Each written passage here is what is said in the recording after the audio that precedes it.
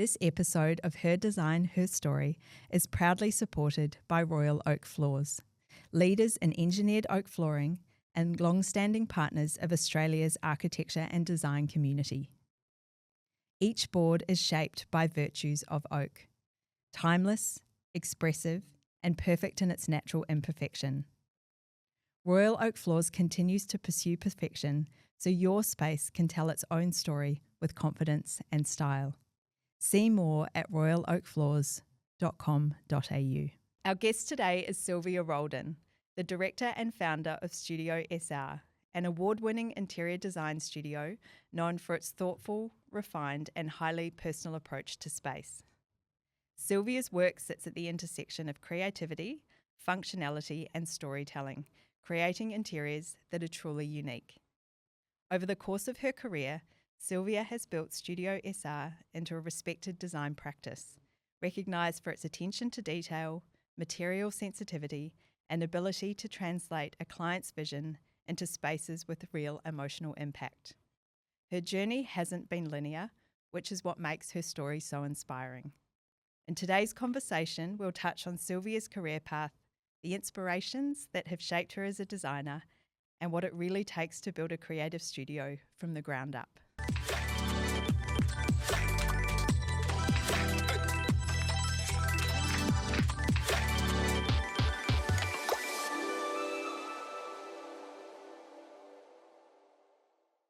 Silvia, welcome to Her Design, Her Story. Thank you so much for joining me today. Thank you so much for having me, Sarah. I'm really looking forward to our conversation. I know you've had quite an incredible pathway into your design career, which I think is really interesting. But before we talk around your current studio and the work you're doing, I was really interested to go to the start of your journey when you finished school. Can you talk me through a little bit around what your initial study background was like? Yeah, sure. So I grew up in Adelaide. So I went to high school there. Actually, I was born overseas and we migrated to Australia when I was 2 years old. Oh, amazing. So I've got a very European background. Yep. And obviously grew up, in Adelaide, went to primary school, high school, etc. At the end of high school, I didn't get the grades that I wanted to actually get into initially marine biology. Oh, wow. So it was very specific. It was very specific and very sort of, unique at that point in time. Yep. So I went back and did year 13, what they kind of called back then. Yeah. I think I only sort of lasted there a couple of months and I eventually thought to myself, do you know what, just this isn't working. Just go out, get a job, get some money and just kind of start to live your life essentially. So I started my career in administration. So my first job was at Elders Real Estate in Henley Beach. Oh, yeah. And I was a receptionist. So kind of over the span of, I guess, essentially 20 years, I've worked as in administration. So starting as a receptionist, moving into admin assistant, moving into secretary. And in Adelaide, I guess I was sort of just going wherever the jobs were kind of thing, right? So I wasn't really necessarily focused on a particular industry. It was more just kind of, it's a very easy profession, I guess, to kind of, jump around different industries and still have that same skill set. It wasn't until, I guess, 1999 where I kind of felt a bit like a big fish in a small pond in Adelaide that I decided to move to Melbourne. Yeah. Still in an administration role, but at this point in time, I'd kind of reached the personal assistant, executive assistant type positions where I was working more one-on-one with a C-grade executive like chief executives, chief marketing, chief finance, etc. And I started to kind of hone in the industries that I really enjoyed. So a creative element started coming out, I guess, so to speak. And one of my, I guess, probably most pivotal roles, I guess, as a executive assistant was working for an architect called Corbett Line from Lines Architects. Yes. So that was amazing. So aside from the architecture, which is very institutional, so they do a lot of the universities and schools and hospitals, Corbett himself is a prolific Australian art collector. Yes. So he has a phenomenal art collection. So not only within the studio, Patricia Piccinini, like everywhere. Incredible. Yeah. Also, I guess the contacts that, you know, aside from doing the EA work, which is obviously the day-to-day kind of lines architects work, it was, hey, Sylvia, can you just go down and chat to Jan Minchin at Tolano and get her to like have a look at this for me? Or, you know, do you mind just going down to Rosalind Oxley Galleries and, you know, Rosalind's got something she needs me to give me, so do you mind going to collecting that? Yep. So that was pretty amazing, I think, incredible. and really sort of opened my eye to art. I think I'd never been exposed to it or even really had an interest in it, I don't think, until really working with Corbett. And then obviously the exposure of artists that I was kind of, you know, exposed to. Troy Emery. Amazing. Just absolutely amazing. It was absolutely fantastic. And perhaps I didn't really know at the time how wonderful it actually was. Yeah. And then, I mean, I was even working with them at the inception of the Line Museum. So I was going to Limehouse touch on that. Museum. I remember when that opened and I just thought that was incredible, an absolute sort of dream home situation. Yeah, so I was there at amazing. the inception. So obviously when he was gathering up the board members and kind of all the different industry types that he approached and, you know, dictating, because he was very old school, you know, he'd dictate into one of those little cassette players and I'd be like typing them out and, you know, they were pretty like amazing board members that we were obviously reaching out to. And then I left. So sort of it was the inception of the board and then I kind of like moved on. Obviously working in that sort of industry really sparked my interest in creative industries. Yeah. So after that I sort of started working still as an admin, you know, still in admin, but I guess, you know, PA, EA level, like pretty much the top level that you can get, in fashion, you know, in advertising, in marketing. So again, really cool, really dynamic, really funky, and I guess a bit kind of outside of the box, like it wasn't so corporate mainstream anymore. Yeah. So was it, at what point did you start to sort of, I know you went back to study sort of in the 2000s.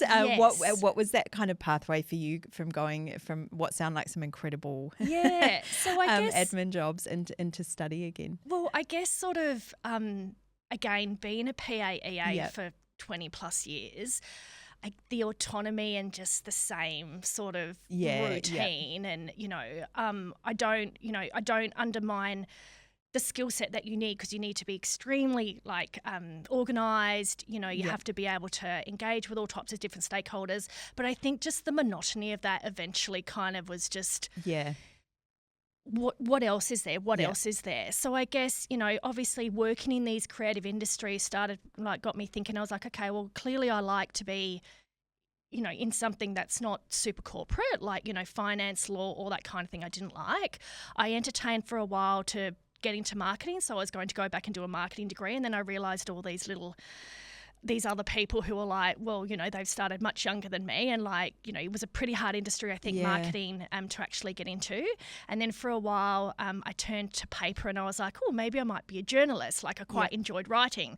And then I was like, oh God, you know, that's like a really long, you know, again, that's a really long degree to like be studying and all that kind of thing. And I had a really good friend and I, you know, obviously, you know, shared a lot of stuff with me and she said to me, why don't you study interior design? She's like, I've never known anyone who's like been more interested in interiors than and she had quite a big friend group set. And when I thought back on it, I thought when I was much younger, I used to buy the magazines, all the like homeware magazines, and I used to rip the pages out of everything. And when I remember when I moved from Adelaide to Melbourne, I had stacks of paper, just I individual still do that sheets sometimes. of paper I think, when am I going to look at this again? that I took with me. And I think that just kind of like set the idea in my head.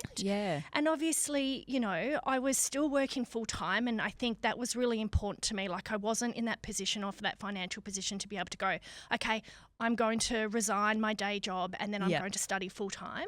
So I obviously did my research and I ended up enrolling in they're originally called CATC Design School, and it's a diploma of interior design and decoration. It was part-time on campus. Yeah. So basically it was 2 nights a week for 3.5 hours, I think. And then obviously you had there were a couple of online courses, but I think the thing that really attracted me was, well, I'm actually going to school again. You know, I'm sitting in a classroom, I'm engaging. I'm not kind of doing that all at home, all alone on a chat sort of scenario. Hard to, I think, particularly with design subjects as well. A lot of it's ideas sharing, and there is something quite valuable about being in person. It's very collaborative what we do, and I think you can't exist or do it on your own. It's really, really challenging.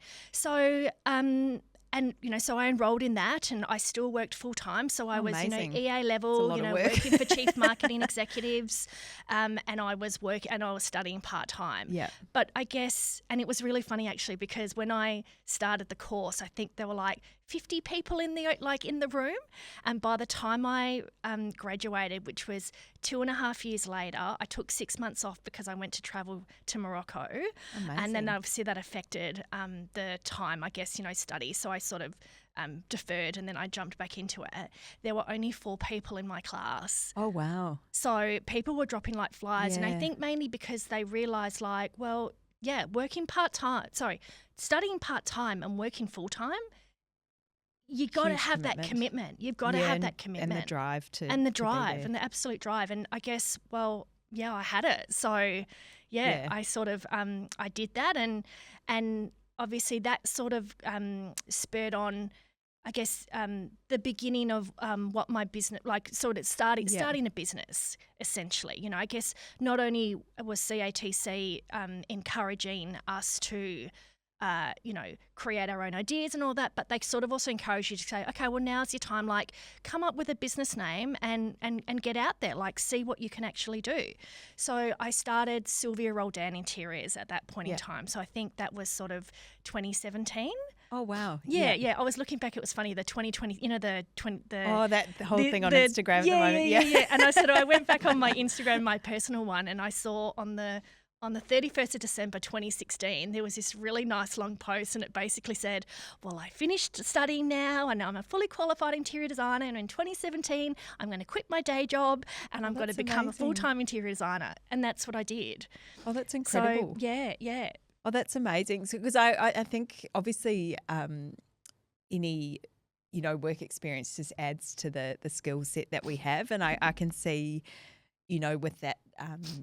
with that time that you would have spent working with others as well, it certainly gives you time to build up your own confidence and sort of surety, I think, in what you're doing, particularly, in a design business where you're dealing with clients and there's a lot of administrative work that goes with what we're doing. Absolutely, yeah. So I guess, and I think that sort of put me in a good position when I was actually applying for jobs. So when I graduated in 2017, I went out and, I was quite strategic. I think I contacted a couple of recruitment agencies, but just found the approach a little bit intense for me. They weren't really targeting me in places where I wanted to work. Yep. They were just like, oh, there's a great opportunity here. And so I just thought, just be a bit more considered about it and approach the companies that where you want to work. So one of the first companies I worked at was Venn Architects. Oh, amazing. So essentially they were originally in South Melbourne. Jeff Chalice, who is the director, who was an amazing opening position for me. So they're essentially an architectural firm, and it was the first time that he had ever taken on an interior designer. Because as we know, architecture, they do a lot of interiors. Yeah, it's sort of a lot of bridging. Yeah. So that was amazing. And I think for me, it was a very documentation heavy role. Yeah. But I cherished that because I feel like there's only a certain amount of skills that you really learn in uni, right? Yeah, exactly. And it's the things about sort of dimensions and scale and how kitchen. There's a lot to learn. How it works, in studio. It's all good to design, but what happens once it's like how are you going to build it? How are you going to make it? And they were things that Jeff was constantly challenging me on, and really educating me on. He would just get out the little yellow trace and he would draw the carcass and then the hinges, and like really showed me how, I guess, joinery was constructed. And I guess because I was a little bit more senior, and had that experience behind me where, I was already dealing with high-end stakeholders. I was managing people's diaries. I was, creating itineraries for, executives, and, really extensive travel plans, etc. He noticed the the benefit of having someone with a little bit more life experience that could actually be put in front of clients instantly within a couple of weeks. And I was presenting my ideas to them. So I think it was great to have that foundation and all those great years and all the skills that I basically learned. Exactly. And very transferable into this new industry. And I guess that element of you really knew you wanted to be there. Yes, exactly. And then fired up, coupled with that passion that I was like, I want to be an interior designer. This is my new job. Like, this is my new career. Like, I really want to do this. So working with Jeff at Venn was amazing. Like, they do very high-end resi projects, and I think for me, like, that was just like, oh my God, this is really what I want to do. And even now to this day, we do focus a lot on just private high-end residential, which I really enjoy, and that sort of emotional connection that you create and just those special moments that you can make you know, in a design. Oh, that's amazing. So after Venn Design, did you work for anyone else before you started your own business? Yes. So then I went on to – so I guess I should say, like, I was kind of doing my own little stuff on the side. Obviously not at the calibre of, Venn Architects and really established studios, but I was slowly chipping away and learning other skill sets that maybe like Venn Architects wasn't necessarily giving me. I was there for just under a year, and then I moved on and I got a great opportunity at Bruce Henderson Architects and Interiors. So working alongside Charlotte Henderson and John Scaramuzzino. So that was wonderful. I was there for over 3.5 years. They're predominantly multi-res, but still it was in that resi space, which I really enjoyed. And again, the same sort of like opportunities were given to me. They were like lead designer, like, you'd get in front of the developers and you'd actually put your pitch together and you'd create the palettes and you'd create the concept designs. So already I was kind of already at that sort of senior level in terms of like interactions and like idea sharing and I guess responsibilities that I was given. So I was feeling really, really grateful about that as well. And that was a real it was a really good like place to work at. I think, they gave you, there was no micromanaging. Every designer had their own, I guess, project, and there was no kind of top-down mentality. Like, you were given full reign of the concept. But it's still quite good being in an office. I've worked in an office like that and I loved it from sort of a work control as well. But you still had other people you could ask. Yes. Spread the questions. Yes. No, absolutely. Which definitely. I think helps. Yeah, absolutely. And I think that's really, really pivotal. So that was really great. I got to work on 2 or 3, obviously multi-res takes a lot longer than what, private resi is. And I think still to this day, there's one project that I kind of did the concept for and I still haven't seen it completed. Oh, really? So that might still be going along. Yeah, it's funny. I used to work a bit more in multi-res as well. I do love high-end residential. I think it's sort of hard to beat. But yeah, sometimes with the multi-res, I quite liked that it was quite systematic. Yes. And because it was sort of more of a numbers game, that sort of sometimes that emotional thing that had come out of it, you could kind of come up with an idea and a really strong concept and see it step through the stages quite neatly sometimes. Yes. But other times, a bit frustrating when they never get off the ground. And I think that was it. Like, whilst I enjoyed still working in that resi space, I guess it was the value management side of things that, particularly as a newbie in the industry, I was probably, 3 or 4 years in. So to see your designs squashed and made more practical and well, how are we going to get a budget out of this? It started my yearning to actually get back just solely into that private residential space. So I did 3.5 years there, which was wonderful. And I guess, with the 1 year at Venn, I was already at about 4.5 years kind of like industry experience. And again, learning a great amount of skill set, further enhancing everything I did. I then left Bruce Henderson and I went to work at SJB Interiors. And Oh, I think that amazing. for me was like Yeah. the pinnacle of like, Yep.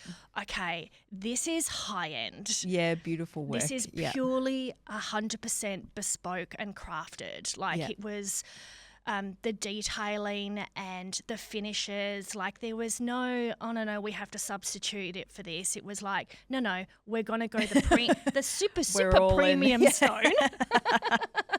It's fun. Yeah, and it was really, really great. It was like, so that was amazing. And again, their sort of portfolio ranges from, again, multi-res and, private resi. And then there were like the beautiful decoration projects as well. Yeah. So that was all really, really wonderful. And I got to work on some great, private residential homes. And then after about a year there, and I only did a year because I had this very wise woman tell me, you just need to work at SJB Interiors for 1 year and all your doors will open after that. Yeah. And I kind of thought to myself, yeah, that's cool. And that point in time, I'm kind of like 5.5, 6 years in, and I'm thinking, I feel good. Like I've got experience. Like I've worked at 3 different studios, all very different in terms of the way they work, but all honing my craft and really like ultra developing it. And sort of after the time I spent at SJB, I thought, okay, well, I can either get another job at another studio. And I sort of started thinking, okay, where do I want to work? And there wasn't anywhere really that grabbed me. And I thought, that's where I really want to be. So I thought to myself, oh, perhaps now's the time to kind of go out on my own. Oh, that's amazing. So, yeah. Oh, that's really exciting. So you opened Studio Esar Yes. in 2022? Yes. Is that right? Talk me Yes. through the naming of your studio. Yeah. So I obviously pronouncing it before that correctly? it was obviously before that I was going under Silvia Roldan Interiors. So I guess, doing all the smaller little jobs for friends and, a couple of kitchen renovations and bathroom renovations and all that kind of thing. And I thought, and all these jobs I was taking photos of because I thought, well, you've got to eventually have a bit of a decent portfolio or a portfolio of non sort of iPhone related like projects that you can try pitching to a larger client, and at least you've got that, something to like show. Yeah. So it was kind of like, okay, yeah, Silvia Roldan Interiors, it's a lovely name, but maybe let's do something that makes it feel more like a collective as opposed to just like a single individual. So I guess maybe after a couple of glasses of wine one night, That's when we make our best decisions. the name Studio Esar came about. And Esar is actually my initials spelled phonetically. Yes. So S and R. I like it. So, and I've kind of spelt it out ESAR, which is how you essentially would spell SR. So that's how Studio Esar came about. I love that. Yeah. It's a great quirk. Yeah. So you started in 2022, so that would have been sort of right after, I guess, the shift with COVID and how things were working. Yes. Can you describe a little bit about your current business role and what the structure around you looks like? So Studio Esar is myself. Yep. And we freelance and contract individuals basically. So we've got a 3D rendering company that we use. I've got a couple of girls that do documentation for me if and when I need it. I've got a social girl who does some social content for me. And then I've got stylist assistants that actually help me whenever I go and do photo shoots. Yeah, so, that sounds like the dream structure to me. Yeah, I think so. I mean, yes, it is. It sort of allows you to ebb and flow. Correct. A little bit and depending on the time of year. Yeah, exactly. And I feel for me it's more like on a needs basis. And I think, that's kind of the industry that we work in, right? Like, whenever you need someone, they're there. And there's lots of amazing contractors out there that's the way that their businesses are set up and there's no issues. Yeah, and I think that works well on the flip side as well. I've had friends who've been maybe between jobs or on maternity leave, and it just allows them to maybe be a bit strategic about the kind of work they're doing as well. Yes, exactly. And sort of mix up the project work. Oh, that's amazing. Yeah.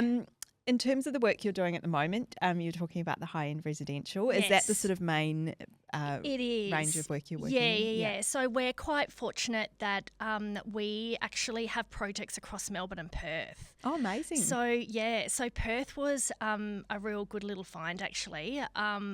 We got approached by a client who unfortunately didn't sign us on, but has systematically managed to refer 2 or 3 other people to us now, and who we've been able to who we've been able to like sign on. So so we've got a couple of, I guess, in terms of scope, we've got a couple of projects going on here at the moment, and then we've got a couple in Perth as well. And again, they're all the resi, so the mid to sort of high end, which is where I pitch myself. So and I think there's something quite one of the things which I'm sensing that you enjoy with the process as well is that the connections with new people, and you get to meet some really interesting clients, and it's really quite a special journey you go through with people when you're doing their own home.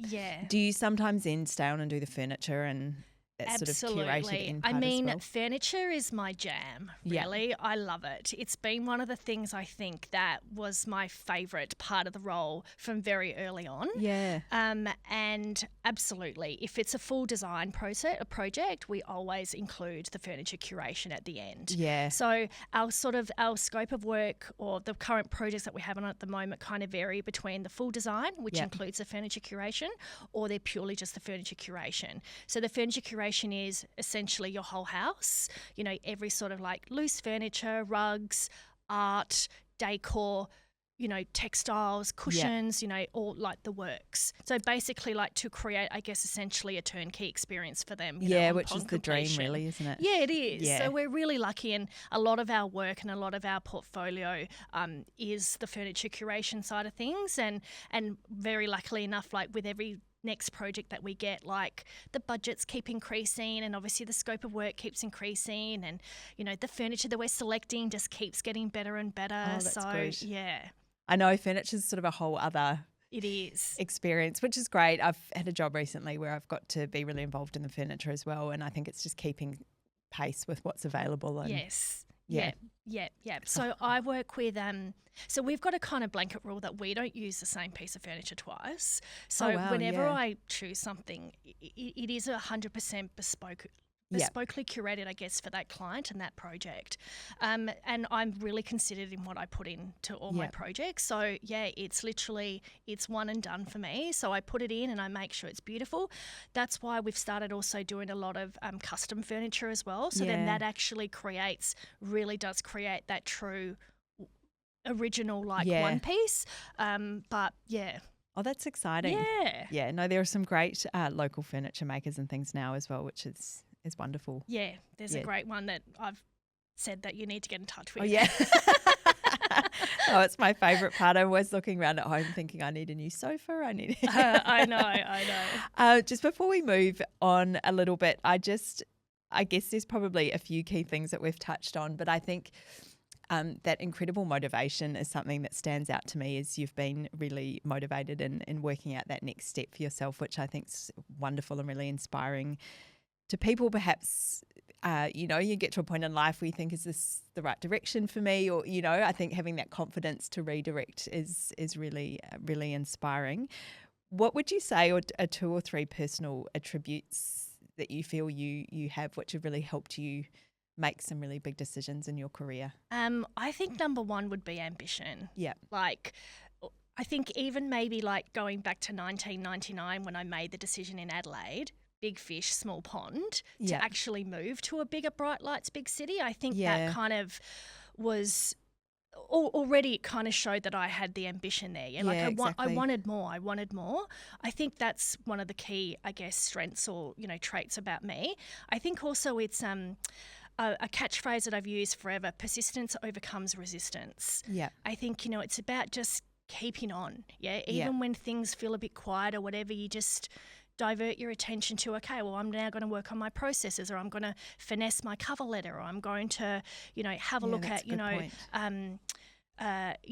or set up some templates or whatever. So when I get a new inquiry, bam, I'm spending, I'm efficiently using my time.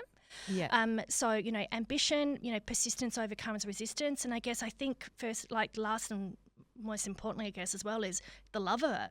Like, I love it. I love my job.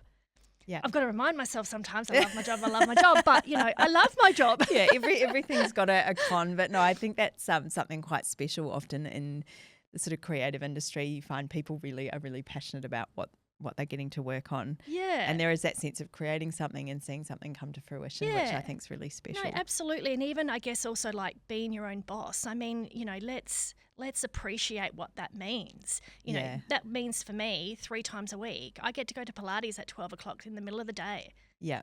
You know, being a boss lady, like I think that's also really... Yeah, having that sense of, a bit of control over what your day looks like. I think, well, for me, that's really imperative. Yeah.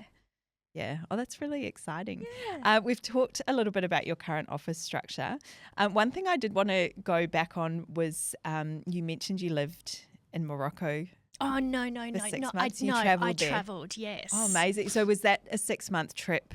It wasn't 6 months, it was 2 months. It was basically the whole of Morocco. So started in Casablanca, went to Fez, went up to the Atlas Mountains, went into the Sahara Desert, went out to Essaouira, and then looped in at Marrakesh. Morocco is a place that I've always, I just felt this connection with, or actually Africa.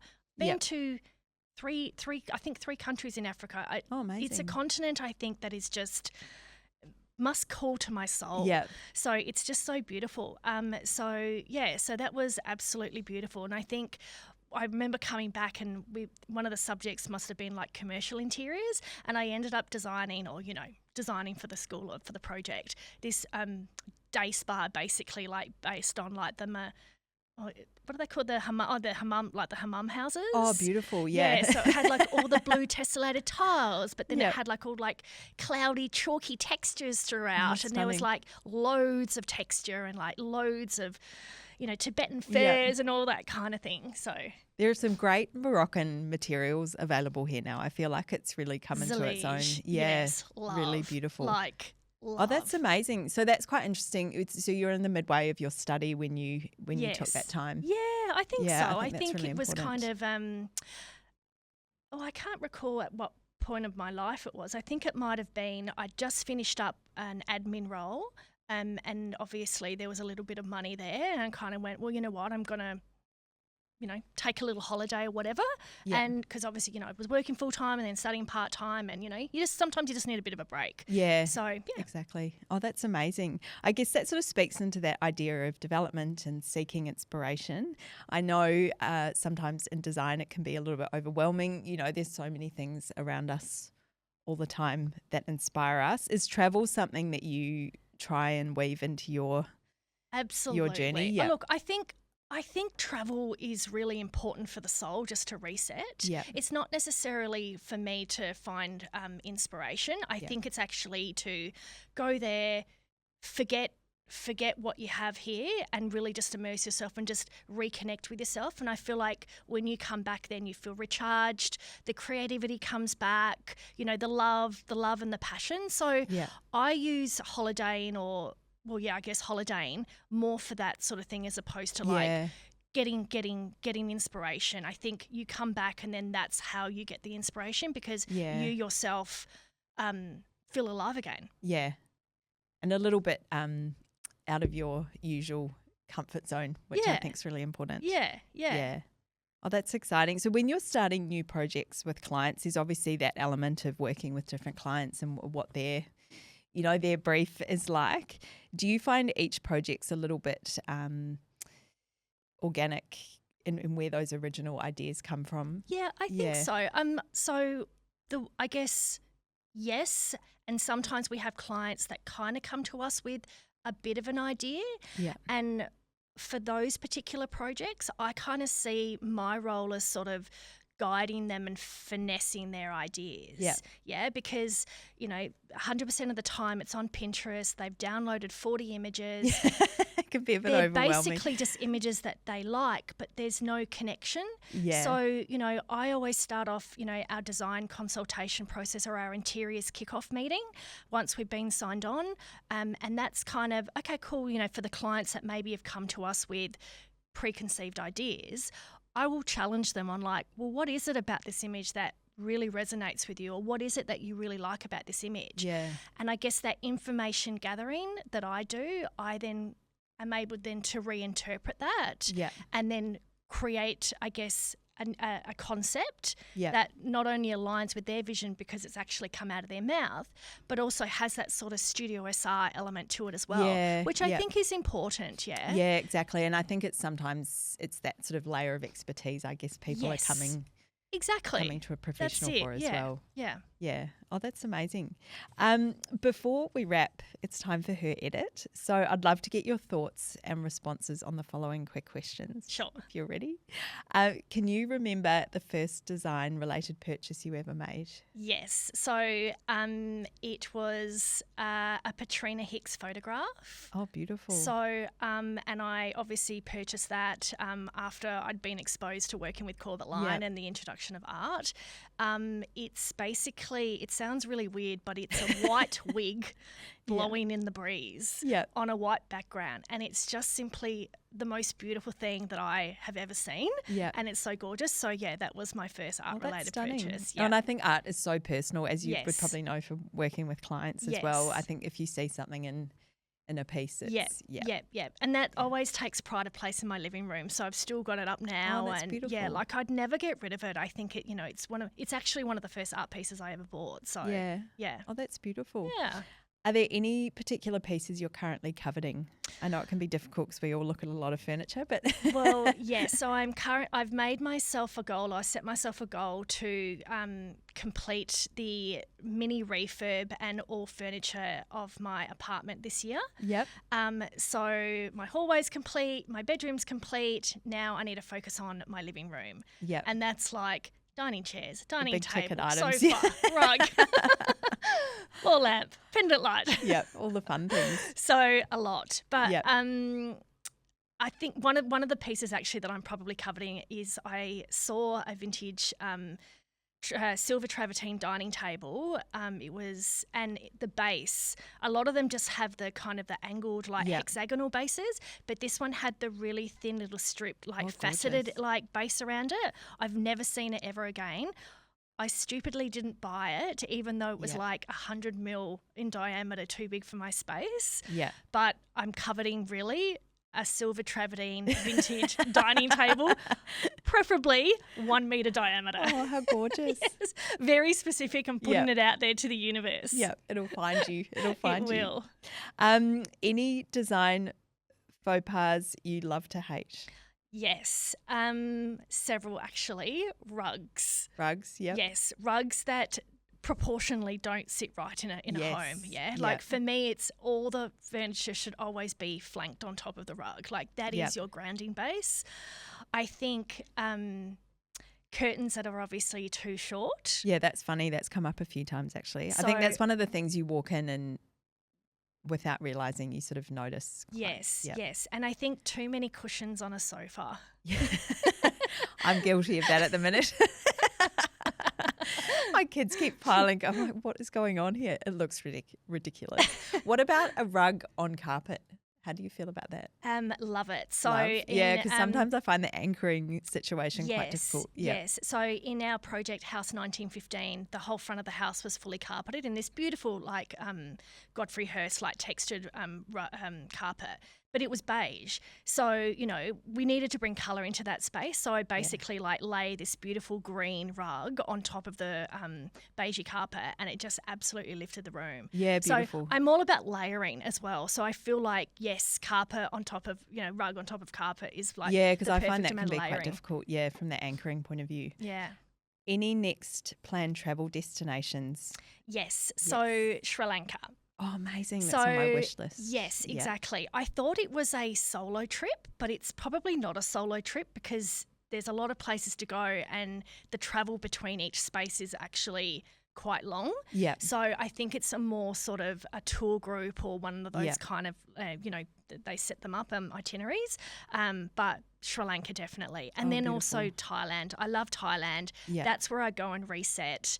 I spend a week and a half there or 2 weeks.